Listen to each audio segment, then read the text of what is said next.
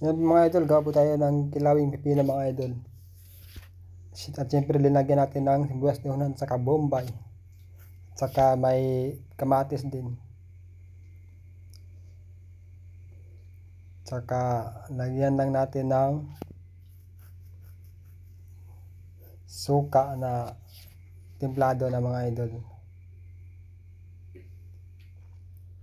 Yan. Syempre, konting hukay lang.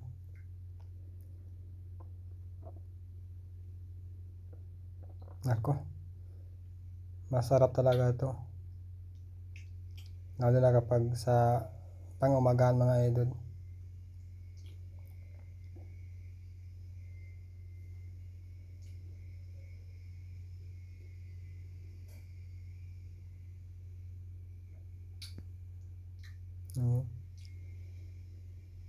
Parang tumutulo na yung laway ko.